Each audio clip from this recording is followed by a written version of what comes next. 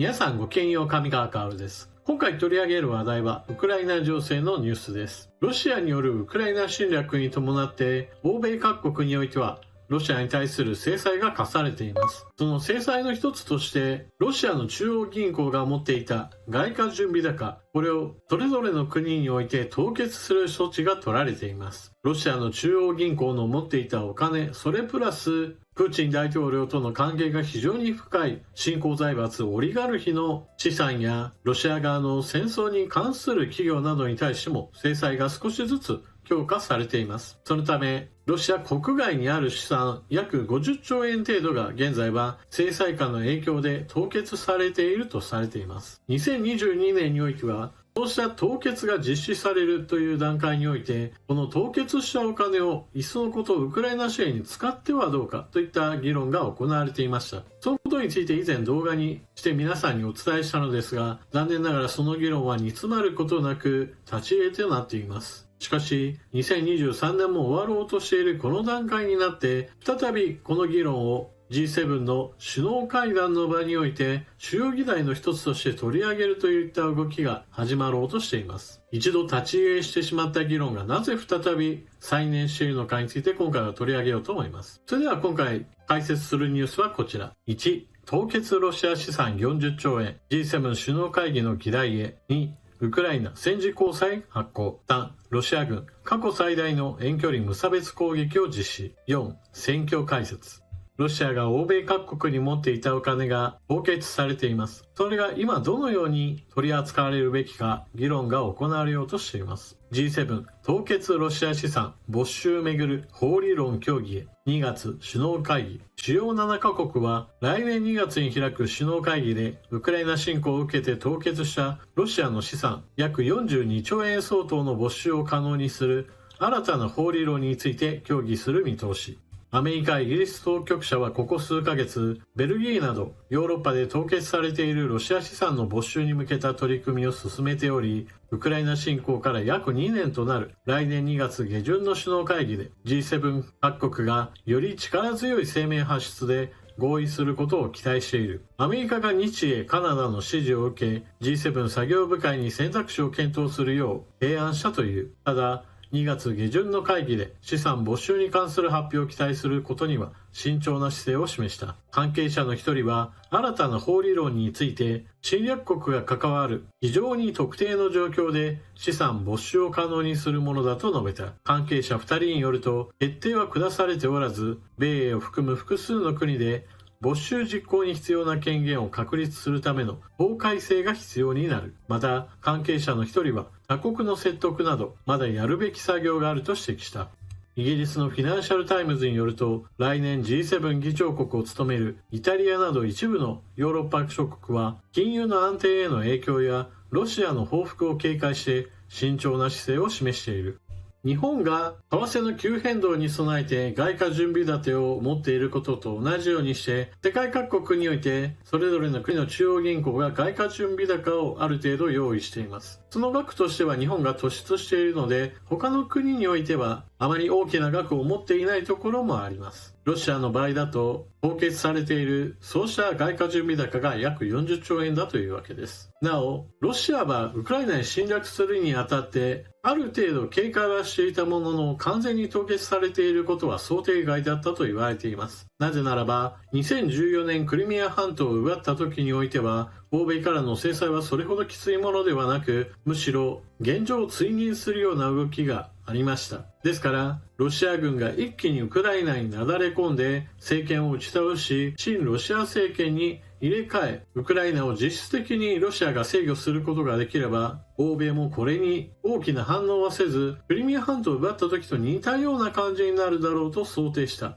そのようにプーチン大統領は考えたと見られています。現状からすればそれはかなり間違った考え方なのですが、少なくとも2022年の初期の段階においてプーチン大統領は数日もあればウクライナは滅亡させることができると実際考えていたようです。このあたりの考え方としては、下から上がってくる情報が自分にとって都合の良いものばかりで、現状認識は誤ったんだろうと言われています。何にしてもそのようにして強い制裁がかからないだろうと考えていたからこそ、ロシアは欧米においてこの40兆円とも呼ばれる巨額のお金を残していたわけです。これまでは制裁によって凍結され、お金は存在するんだけれども、そのお金を自由に動かすことができない凍結状態でした。そしてこのお金を没収できない理由というのは、むやみやたらとこれこれの問題があるから、はい、あなたの国の外貨準備高のお金は没収しますねといった前例を作ってしまうと、これから先似たようなことがいろんなところで起こるかもしれませんし、エネルギー資源国であるロシア側からのいわゆる嫌がらせ攻撃といったものが頻発する可能性もあり、制裁はするんだけれども、このお金そのものを完全に没収するといったことまではしてこなかったわけです。しかし、ここに来て再び議論をすべきだとアメリカ、イギリスが言い出している理由というのは、何といってもウクライナ支援のためのお金のめどが今ヨーロッパにおいてもアメリカにおいてもどちらにしても今完全に足踏み状態になっているからです。アメリカのバイデン大統領自身はウクライナ支援を継続的に行うべきだとして予算案を示しました。しかし議会が予算を採択します。議会が認めない限り実際に予算は使えません。そして現在の議会においては下院においてウクライナ支援に反対する共和党が多数派ですから、共和党とある程度政策的に妥協しない限りはウクライナ支援はまず難しいだろうと言われている状況です。政治的にはある程度妥協することによって最終的にウクライナ支援の予算は通るだろうとは言われていますが、それまでかかる時間はまだまだかかるとされており、最初の目処は1月中旬から下旬、そしてそれができなければもっともっと春先までずれ込むしれないという非常に厳しい見方も出ています。また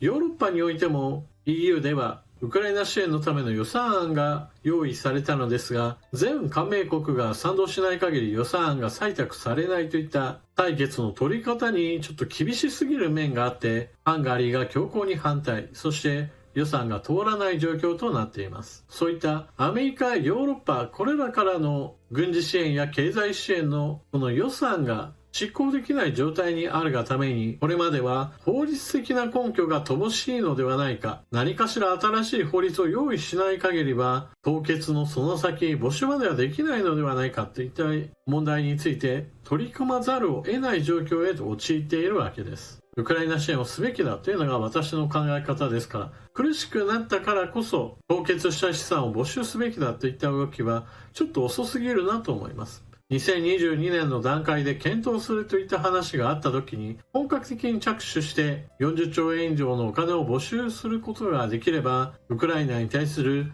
軍事支援も経済支援も実際に行われたものの数倍規模で行うことができたわけですから、もっと早く取り組んでほしかったと言わざるを得ません。なお、法律的な問題があってなかなか没収までいけないというので、いろいろな方法が模索されています。例えばヨーロッパにおいては没収するのはちょっと難しいんだけれども、お金は実際に存在するのだから、そこから生まれるお金については利子などを徴収してウクライナ支援に全額充てるのはどうかといったことなどが議論されています。これは現在でもすでにある程度は行われているそうです。ヨーロッパにおける凍結資産のうち10兆円近くがあるベルギーにおいては、お金が生み出す利子収入などについて税金をかけることによって、ここで得られたお金をウクライナからの避難民支援などに用いているそうです。このような利子をウクライナ支援に全額回すといった考え方を採用するのもぜひとも取り組んでほしいものです。もともとはロシアのお金なんだけれども、そこから生まれるお金で EU からの支援と匹敵するぐらい、もしくはそれを上回るぐらいのウクライナ支援が実現する可能性があるわけです。欧米がウクライナ支援のためのお金をどこから持ってくるか、凍結資産に注目している一方、ウクライナ自身は戦時公債を発行しています。ウクライナ財務省は約786億円相当の戦時公債を発行した。この戦時公債で調達される資金は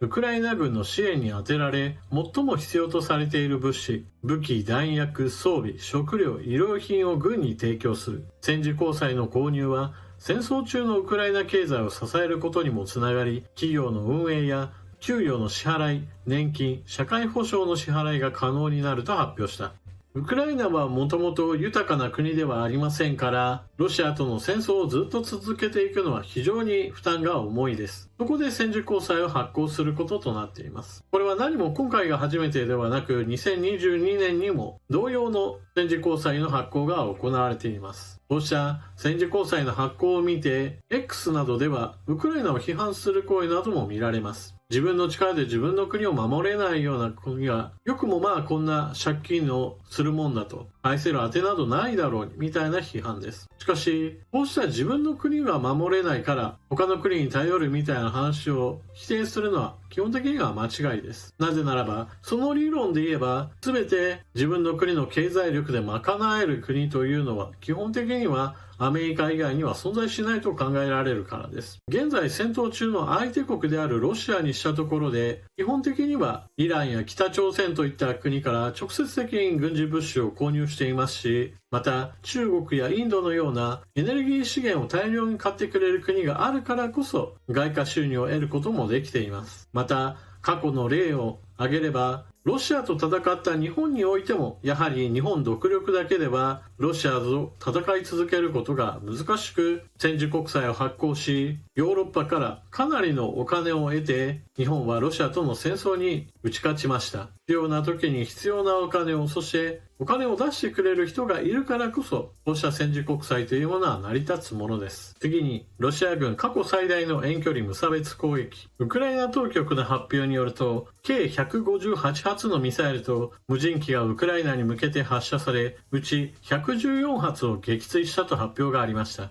すべての攻撃を迎撃することができたわけではなく、首都キーウにおいては高層住宅にロシア軍の攻撃が命中、炎上しました。また、ウクライナの首都だけではなく、この攻撃はウクライナ全土に対する攻撃であったがために、ロシア軍の攻撃によってショッピングモールであるとか高層住宅であるとか、いわゆる民間施設も数多く被害を受けています。ウクライナ軍が迎撃に成功したのは主には巡航ミサイルと大型の突撃ドローンです。しかし今回の攻撃の肝というのは、こうした攻撃に紛れる形で行われていた弾道ミサイル攻撃です。弾道ミサイル攻撃に対しては現在のところ、ウクライナ軍の保有している兵器の中では、欧米から供与されたパトリオットシステムしか撃ち落とすことができないとされています。現在ウクライナに引き渡されたパトリオットシステムはアメリカとドイツから合わせて3つしか供与されておらず、これで150発近く撃ち込んでくるロシア軍の攻撃全てに対応するのはちょっと不可能だと言えるでしょう。そのことからわかるのは、今回のロシア軍の攻撃というのは飽和攻撃といって、ウクライナ軍の対処能力を超える、そのような攻撃を意図したものです。そして攻撃先は軍事施設やもしくは前線のウクライナ軍ではなく、ウクライナの国民です。戦争が長引くことによってウクライナで厭戦気分を高めることによって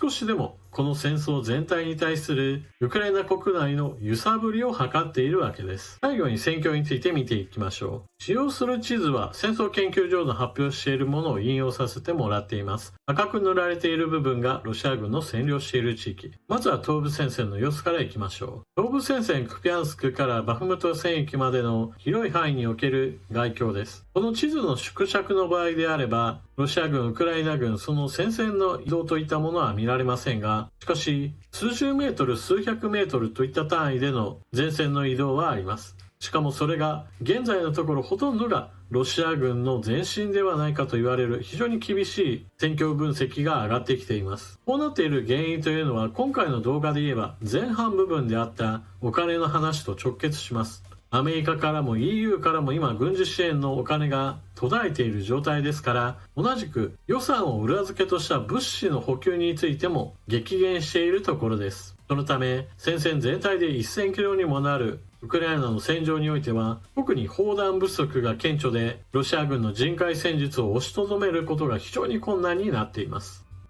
東部戦線のアウディウィーカやマリンカ、この辺りについての状況も、やはりウクライナ軍が耐え忍ぶといった段階でロシア軍の猛攻にさらされています。非常に高い水準でロシア軍に被害が出続けていることに変わりはありませんが、ロシア軍はそのような被害が出ることを前提として兵士をかき集めているところであり、支援が激減している中においてはウクライナ軍はやはり今自利品の状態へと陥りつつあります。戦争を継続していく上で非常に重要なのが兵站、補給をどれだけ保ち続けるかです。補給が途絶えてしまえば前線の兵士たちは飢えてしまいますし、食料があったとしても弾がなければ戦う力が一気に落ちてしまいます。現在のウクライナの状況というのは守りに徹することによってなんとかロシア軍の人海戦術に対抗している段階で、しかしこれもあくまでも現場の踏ん張りによって持ちこたえている状況だと言えます。このような状態がずっと維持できるとは少し思えないほどの苦境に立っていることは明らかであり、早く欧米からの軍事支援が調子を取り戻さないと本当に前線が崩壊する危険性もあると私は見ています。これまでの2年間の戦いにおいてウクライナ軍兵士たちの戦う気力というものが非常に高い水準であることはすでに証明されています。しかしいくら戦う精神力が高い水準であったとしても、やはり戦争をする上では武器弾薬類といったものは欠かせません。精神論だけでは勝てるものではないというのは少なくとも日本人であればすぐわかることでしょう。それだけにウクライナを支援すべきだと考える各国の首脳陣たちが支援をしようと考えているんだけれども、全体をまとめきることができず、なかなか実際の行動に移れないというもどかしさを抱えている状態だとも言えます。だからこそイギリスやアメリカは凍結したロシア資産を何とか没収して財源としようとしていますし、 EU は EU でウクライナ支援の予算案に反対するハンガリーをいっそのこと投票権を凍結できないものかと議論がされているところです。そう続けていくという上においては、独裁者というのはその地位が維持されている間には国家の方針そのものも戦争へと集中していきます。一方において民主主義体制というのは多くの人々の意見を集約した上でなんとか実際の動きへとつなげていかなければならないという議論の時間というものがどうしても必要です。ましてや現在は多くの国々は直接は戦闘はしていませんから、支援をするかしないかはどうしても他人事として考えている部分が発生してしまいます。このような様々な状況の変化に応じて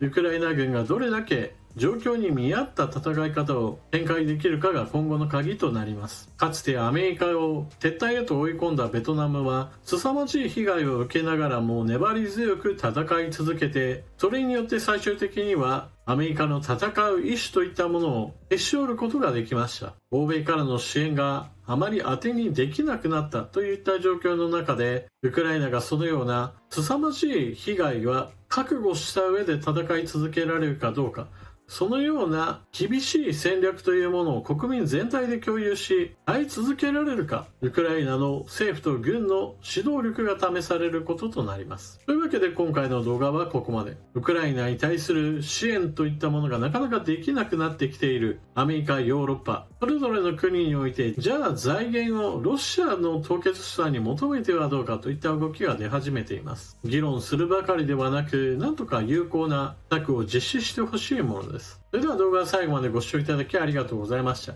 チャンネル登録していない方はぜひともチャンネル登録していってください。そして動画を見よったら評価ボタンのクリックとあなたの感想、コメントをよろしくお願いします。それでは次の動画でまたお目にかかりましょう。またね。